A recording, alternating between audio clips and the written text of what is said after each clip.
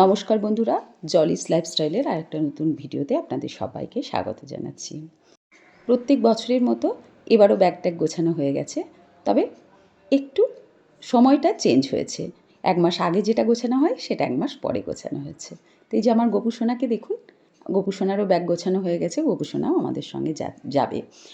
তো প্রত্যেক বছর মাঘ মাসে অমাবস্যায় আমার শ্বশুরবাড়ি বিপ্রশেখরে কালী পুজো হয়। আপনারা যারা আমার ভিডিও রেগুলার দেখেন তারা তো জানেন প্রত্যেক বছর এই ভিডিওটা আপনারা পানই মাঘ মাসে। তো এবছর আর পুজোটা মাঘ মাসে অমাবস্যায় হয়নি, এবছর ফাল্গুন মাসের অমাবস্যায়, অর্থাৎ আজকে হচ্ছে পুজোটা। সেই জন্য আমরা যাচ্ছি বিপ্রশেখর, আমাদের গ্রামের বাড়ি, আমাদের মায়ের কাছে। তো এবছর হয়নি কেন, কারণটা হচ্ছে মাঘ মাসের অমাবস্যার সময় আমার জেঠ শাশুড়ি মারা গেছিলেন, তাই অসুখ ছিল, সেই জন্য একটি ফাল্গুন মাসে করা হয়েছে। তো আমাদের বিপ্রশেখর থেকেই অটোটা এসেছে, আমাদের পরিচিত অটো, ওটিতে করেই যাব। আর আমার গোপু সোনাও আমার সঙ্গে যাবে, কারণ ওকে আর কার কাছে রেখে যাব বলুন। আগে আমার মা যখন সুস্থ ছিল তখন মায়ের কাছে রেখে যেতাম, এখন আমি গোপুকে নিয়ে যাই। মা তো শরীরটা মায়ের ভালো নেই, সেই জন্য আমি ওকে নিয়ে যাই। তো সামনের বাড়ির বৌদি আছে, বৌদির সঙ্গে একটু গল্প করলাম, আর আমার গোপু সোনাকে বৌদি একটু দেখলো। তো আমরা এবার রওনা দিলাম বিপ্রশেখরের উদ্দেশ্যে। এখন ও বাড়ি থেকে চর্দিও উঠবে, তো সবাই মিলে এখন যাব বিপ্রশেখর। এই বিপ্রশেখরে এই বছরে একবার যাওয়ার টানটা আমাদের মধ্যে খুব, জানেন তো। ওদের তো থাকবেই, কারণ হচ্ছে আমার বড়দের, কারণ ওরা তো ওখানে প্রচুর গিয়েছে ছোটোবেলা থেকে। তবে আমরা বউরাও কিন্তু খুব ভালোবাসি যেতে। আমাদের ছেলেরাও কিন্তু ওখানে তো যায় না, বছরে একবারই যায় পুজোতে, কিন্তু এ যেন এক অদ্ভুত টান শিকড়ের, সবাই যেতে ভীষণ পছন্দ করে। এই দেখুন কত মাঠ গ্রাম পেরিয়ে যাচ্ছি সেই গ্রামের বাড়ি। রাস্তার দুধার দেখুন পুরো সবুজে ঘেরা, দুধারের মাঠ জুড়ে ধানের চারা বসিয়েছে, ধান চাষ হচ্ছে। আর মাঘ মাসে অমাবস্যায় যখন যায় তখন কিন্তু পুরো দুই ধারে সর্ষে ফুল লাগানো থাকে বেশিরভাগ। সর্ষে এখন উঠে গেছে, তাই ধানের চারা পোতা আছে। এই যে গ্রামে ঢুকে গেছি, গ্রামে ঢুকতেই আমাদের মায়ের মন্দিরটি খুব সুন্দর করে সাজানো হয়েছে, পরে এসে আপনাদেরকে এটি দেখাবো। তো এখন বাড়ি যাব আগে। তো আমাদের বাড়িটি একটু রাস্তা থেকে ভিতরে, তাই এখানেই অটোটা থামিয়ে আমরা যাচ্ছি বাড়ির ভিতর। আমি, ছোটদি, আমার ননদ, আমার ছেলে, আমার বর সব চলে এলাম, আর আমার জামাইবাবু আর ছোটদির ছেলে পরে আসবে, ওরা মোটরসাইকেলে আসবে বলে। তো আমরা সব ব্যাগ ট্যাগ নিয়ে এখন যাচ্ছি বাড়ির ভিতর। ওই যে দূরে দেখছেন, এই যে এটা আমাদের বাড়ি। এই যে ডান সাইডে মাটির বাড়িটি দেখছেন, এটি হচ্ছে দাদুর আমলের সেই পুরনো বাড়ি।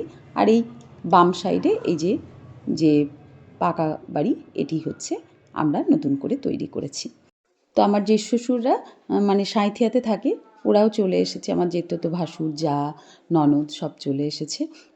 আত্মীয় স্বজনও মোটামুটি এসেছে। আগে প্রচুর ভিড় হতো, এখন আর সবাই অতটা আসতে চাইছে না, আর এখন সব পরীক্ষা চলছে তো, তাই অনেকেই এবছর আসেনি।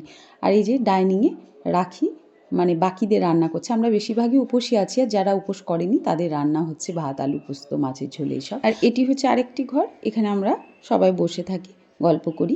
আমার শ্বশুরমশাইরা 3 ভাই 2 বোন, তো ওনারা 3 ভাই বেঁচে নেই এখনও।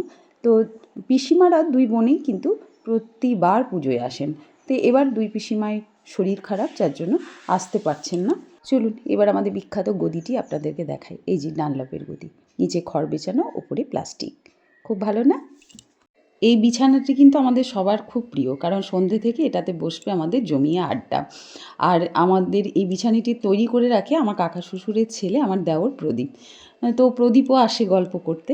তো এই দেখুন আমাদের পুরনো বাড়িটি আপনাদেরকে দেখায়, ঘুরিয়ে দাঁড়ান। এইটি হচ্ছে দাদুর আমলের বাড়ি, দাদুর আমলের, কিন্তু আমরাও কিছু বছর আগে অবধি এখানে সব কিছুই করেছি, মাটির ঘরেই থেকেছি। আর এটি এখন আমাদের তৈরি হয়েছে এই নতুন বাড়িটি, কারণ ওই পুরনো বাড়িটা একদমই বাসের অযোগ্য হয়ে উঠেছে, ভেঙে গেছে পুরো, যার জন্য এই বাড়িটা আমাদেরকে তৈরি করতে হয়েছে, কারণ বছরে একবার আমাদেরকে আসতেই হবে। এই যে রামপদ শতরূপা ভবন, আমার দাদু শ্বশুর আর ঠাকুমা শাশুড়ির নাম।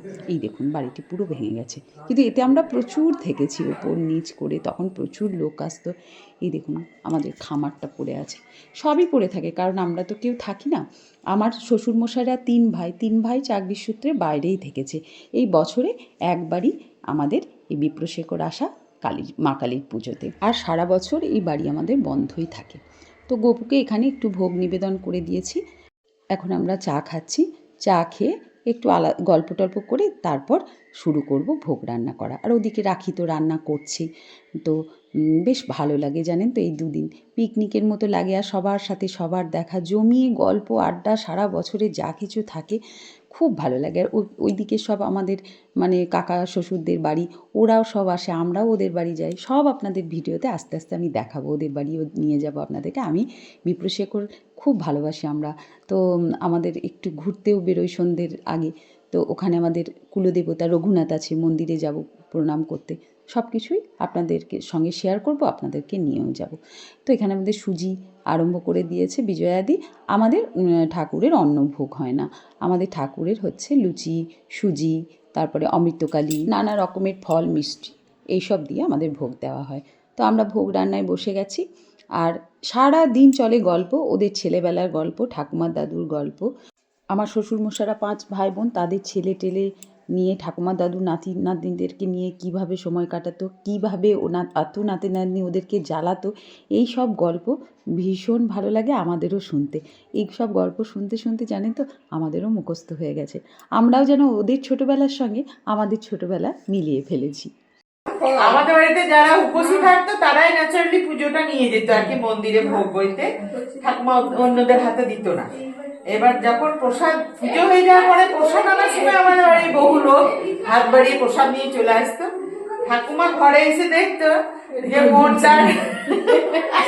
মনটা নেই, লুচি নেই, শুধু সুজি আর চিড়েটা পড়ে আছে। এই যে গল্প আড্ডা চলতে থাকবে, সন্ধ্যাবেলায় জমিয়ে সবাই মিলে আবার ওই ঘরটাতে গল্প হবে। এইভাবে হাসি আড্ডায় কেটে যাবে এই 2টি দিন। তো আজকের মতো ভিডিওটি এখানেই শেষ করছি। ভালো থাকবেন আপনারা।